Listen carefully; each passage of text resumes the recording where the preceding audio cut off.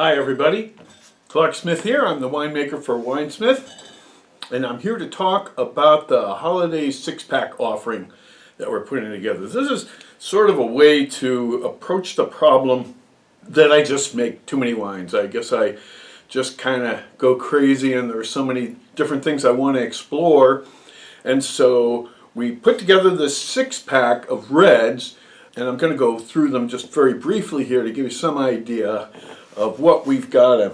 I'm kind of going from, well, I was going to say from craziest, well, they're all kind of crazy. So I'm going to go from kind of light to heavy here, beginning with, and this is one of the craziest wines, this is a 2008 Pinot Noir. It's labeled California because it's from 6 different appellations all blended together, and believe it or not, it took it 10 years to come around. It hadn't really knitted together right, and so I just left it in the barrel and just kept checking in on it, kept getting better and better and more interesting. Not like your grandmother's Pinot Noir. It's not just a simple fruit bomb. It's extremely complex. Has some aspects of tawny port like marzipan and toasted marshmallow, but also some nice fresh cherries. So it's not oxidized, although it does have plenty of oxidation products, the way a tawny port does. So that's a lot of fun, and it's one of the favorite wines of a lot of our customers.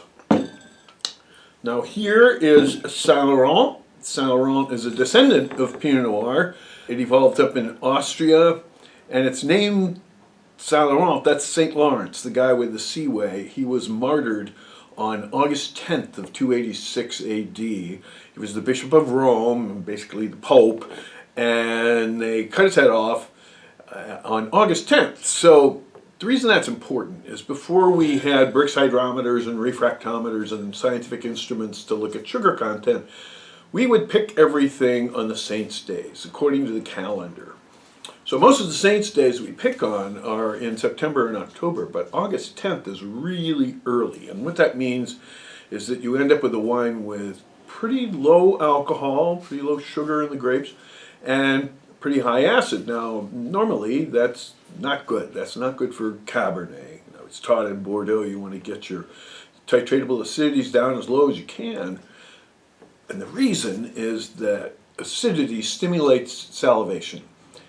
And when you have saliva coming into your mouth, it's palate cleansing, sure, but when you have tannin present, all that salivary protein combines with the tannin to make a coarse mouthfeel. So it should be a disaster, but Salleraw has some kind of weird macromolecular chemistry that no one understands. The tannins basically have pajamas on. It's quite an ample wine, but the tannins are extremely soft. And so we don't have this interaction with salivary protein. What that means is that it functions like a white wine, in particular like the white Sancerres of the Loire Valley, in that it has a lot of interesting complexities in the nose, maybe a little herbal touch, and then it has this bright acidity and a long finish without very much alcohol. Makes it perfect for seafood. And I've got several videos on my cooking school, Gracious Living in the Time of Corona, about seafood and Salleraw and the paleontology of why we love seafood. And so anyway, that's a really fun wine. You can put a little bit of a chill on it. It's a great picnic wine. It's more complex than a Beaujolais, but it kind of plays in that ballpark. So it's a pretty good picnic wine. As I say, goes great with sushi, half-shell oysters, and that sort of thing. Now, similar to that is Norton.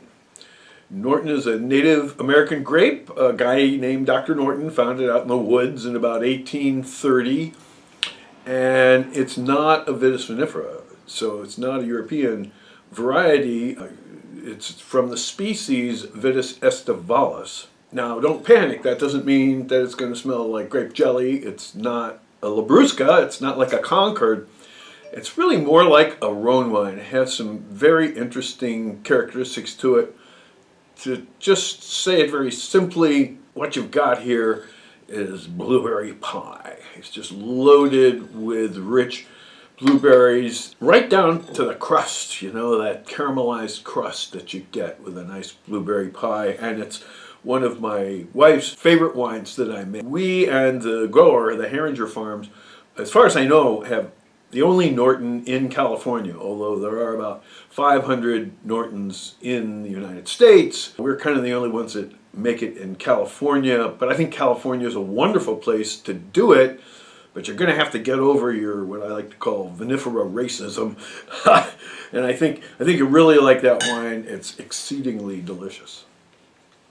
All right, then here is Diamond Ridge Vineyards. Many of you know that I make Cabernet Franc, Merlot, Petit Syrah, Cabernet Sauvignon off of this vineyard, but I've never bottled a Malbec from there, and it's a wonderful wine. Like many Malbecs, it has a kind of medium body and refined tannins, and this one is just loaded with Malbec strawberry fruit. I think you could drink it with a steak, but it's really a great choice for chicken, paella, tapas, some nice gooey cheeses. All right, now this is the 2019 Grist Vineyard Zinfandel. And we just got through recording a whole video about this. I hope you'll watch it. I think this is the best wine we made in 2019, but I have to warn you that like all my other wines, it's a Eurocentric style. It's not a jammy, in-your-face, high-alcohol California Zin style. It's much more like a Super Tuscan. So it has really good structure, and that's because it comes from Dry Creek. Dry Creek is just a wonderful place to grow Zinfandel that comes off like a claret. Rich, lush fruit, and this solid structure, and it will age for 30 years.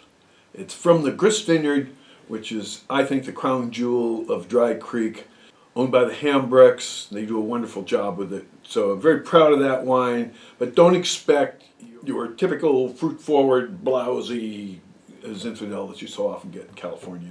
Here you've got a wine that has a lot more integrity than that. And I invented a special dish for this. It's a keto-friendly black bean pasta with a gorgonzola sauce.